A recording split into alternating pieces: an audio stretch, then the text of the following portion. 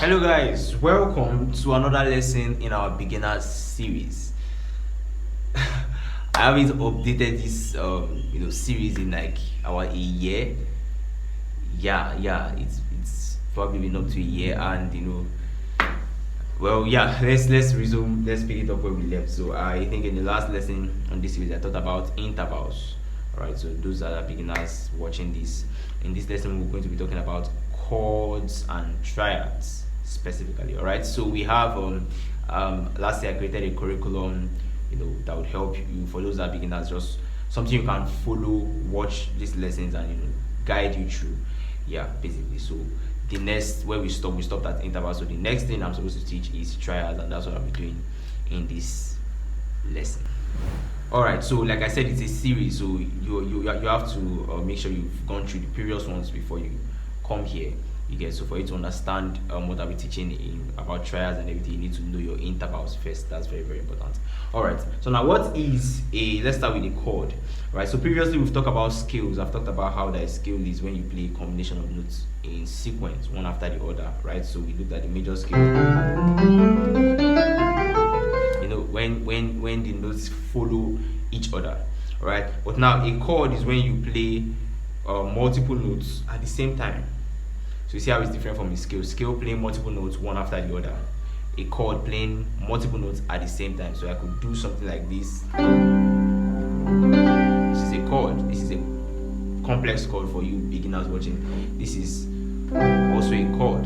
This is also a chord. This is, you understand? So the point is when you combine notes on the keyboard, play at once, you're playing a chord.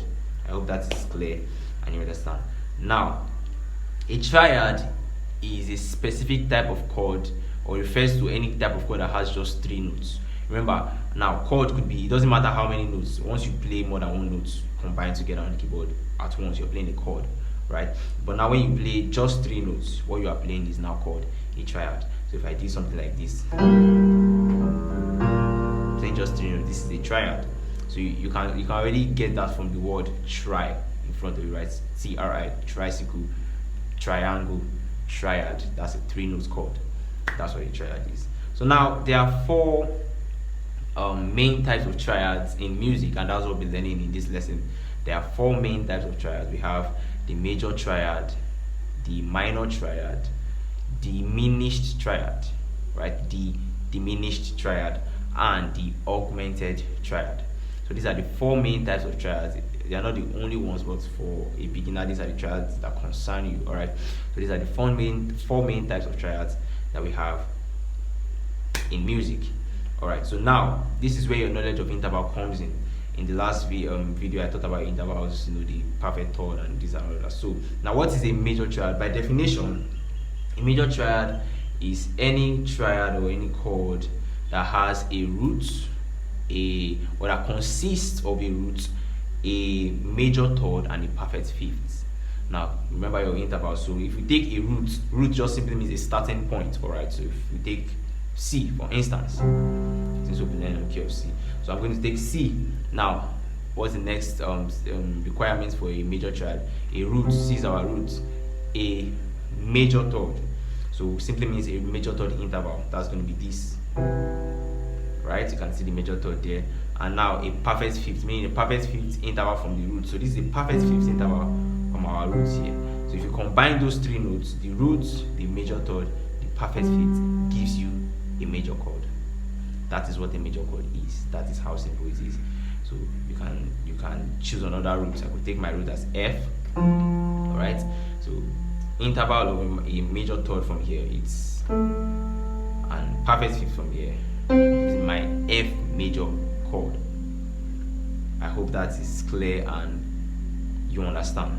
All right, so now you could also you could understand chords from 2 perspectives. You could look at it or understand it from the intervals, which is what we are doing, but you could also look at it from scales. I've taught the major scale and the minor scale. So you could also say a major chord is a chord that has a root, the first, the third, and the 5th degree of a major scale. So if we take the C major scale, we take the first, the third, and the 5th degree of that C major scale, it gives you the C major chord. So if we take the D major scale, take the first, third, and fifth degree of the D major scale, it gives me what? My D major chord. I understand. So those are the two ways you can understand chords. Looking at it, understanding by their scale. That's the scale of the root note. I hope that's very clear. And or intervals. So it's easier, I think, and it's better. It's better to understand it.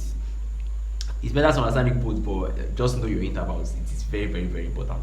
Just know your intervals. But at the same time, please learn your scale on all 12 keys. I believe you've done that before you started. You start watching this video, because we've done that in previous lessons. All right.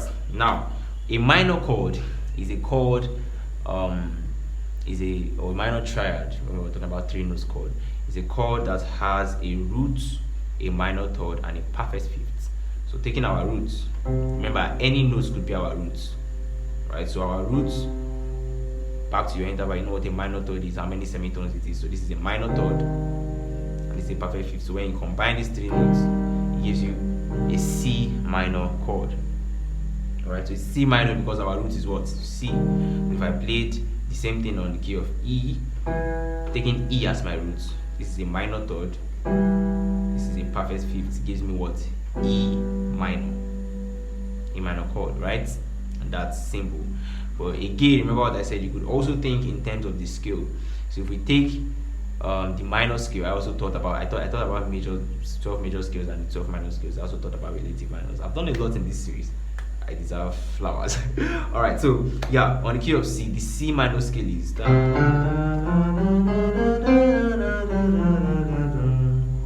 Right? So it's also called the natural minor, but you don't need all of that for now, I think. So just right. I believe you've learned that. So this is your roots. So it's you could also take the first, the third, and the fifth degree of your minor scale to give you a minor chord. Right, so if I take the first, third, fifth degree of the C minor scale, it gives me my C minor chord. So you understand it. So you could think in terms of this scale. You could think in terms of intervals. Now, that's what a minor chord is. Now, a diminished chord is a different kind of chord. It's a chord that has a root. Of course, every chord has a root, a starting point. If a minor third, right? It could also be a flat third. Yeah. A minor third and a flat fifth or a tritone. So I remember in the lessons on interval, when I got to this interval, that's the interval of 6 semitones, I said this could be called a tritone, it could be called a sharp fifth, it could be called a minor sixth. My bad. It could be called a tritone, it could be called a flat fifth, not sharp fifth. It's called a flat fifth. This interval could also be called a sharp fourth.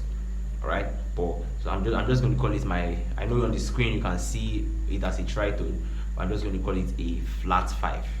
Alright, it's most commonly called a flat 5. So basically, if you a diminished chord, that's what I'm describing and defining, is when it's a chord that has a root, a minor third, and a flat fifth or a flat 5. Alright. So this is a diminished chord, and also on my screen you see it as a C minor flat 5. All right. So I don't know why my software doesn't name it as a diminished. Okay, it would name it as a diminished chord if I add. Okay, this is beginners class. Pardon me. Anyways, it's called a minor flat 5, and the reason is because it's literally just a minor chord if you flatten the 5. So I believe you know what it means to flatten or sharpen notes in music. To flatten a note means to bring it down, to reduce it. To sharpen the note means to raise it up, to add to it. You understand? Alright, so if we take a minor chord and you flatten the 5, it's a minor chord with a flat 5. So you can see it as a minor flat 5, but the name is a diminished chord. So this is C diminished chord. I hope that is clear. So I'm not going to talk about the scale, because yes, there's a diminished scale, and it also applies where I've used the same way I've talked about the major scale and the minor scale and how it applies, but I don't want to bombard you with skills at this level of your learning. So your intervals, your roots, your minor third, and your flat fifth gives you a diminished chord. Alright, now lastly, the augmented chord is a chord that consists of a root, a major third, and and a sharp 5 or a sharp 5th. So this is your 5th. You raise it. All right. So let's look at the similarities now. We have a minor chord. If you take a minor chord, you flatten the 5. It gives you what? A diminished chord. While if you take a major chord, you sharpen the 5. It gives you an augmented chord. That's interesting. So yeah, that's actually all it is. So if I go to F sharp as my root, the major third, this is my 5th, this is my sharp 5th, give me F sharp augmented chord. Do you understand? That's literally all it is. So this video or lesson on triads is going to be in 2 parts. The second part, I'll teach you how to play triads with your, how to play actual chords with your major scale or your sulfur notations. All right. But for this lesson, all I want you to know is be familiar with the 4 types of triads, and I want you to be able to build these 4 triads on all 12 keys. Remember, we are learning on all 12 keys, so you've learned a 12 major scale, I believe. All right. So having done that, now the next exercise that I want you to do after watching this is learn your 4 triads on all 12 keys. So what I mean is you come to the key of C. All right. Now when playing triads, you can use your these 3 fingers, your 5, your 3, and your 1. So 5, 3, 1. I've seen some people use 1, 3, 5 also, but I think it's most common to use these 3. So whichever one works for you. All right. So what you do is you come, you play your major triad on the key of C right now. So you play your minor triad, you play your diminished triad, and you play your augmented triad. You go to the next key, the key of C sharp, you do exactly the same thing. Your minor triad, we're doing this on both hands. So your major triad first, then the minor triad, then diminished triad, and augmented triad. Then you move to the next key, major triad, minor triad, diminished triad, and augmented triad. You move to the next key, major triad, minor triad, diminished triad, and augmented triad. Keep on doing this. Do this on all 12 keys. Now, it is not exactly compulsory, but it is necessary. All right, so you can learn the keyboard without this, but I want it to be that anyone who I start to teach from scratch, or anyone who follows my series from scratch, by the time we are done, you are able to play on all 12 keys. You understand? So this is how you would do it when you can form literally any chord on any key at all. You are unlimited. So it's not going to be easy. If you have to rewatch this video, please rewatch. If you have questions, please answer. I am very, very, very, very interested in your understanding and your growth. It is very important. So ask your questions if you have. If I need to re-explain anything, I gladly will. If you want to connect with me, let me know in the comment section. I'll do my best. All right. So that's basically it. Learn those 4 triads on all the 12 keys. Learn how to build them. Remember, we are building them because we have a formula. All right. So I didn't just come here and tell you, okay, this is a major. I showed you how it's formed by stacking a root, major third, perfect fifth. You understand? So that is how you learn. And yeah, that's pretty much everything for now. Thanks for watching. God bless you. See you very soon. Yeah.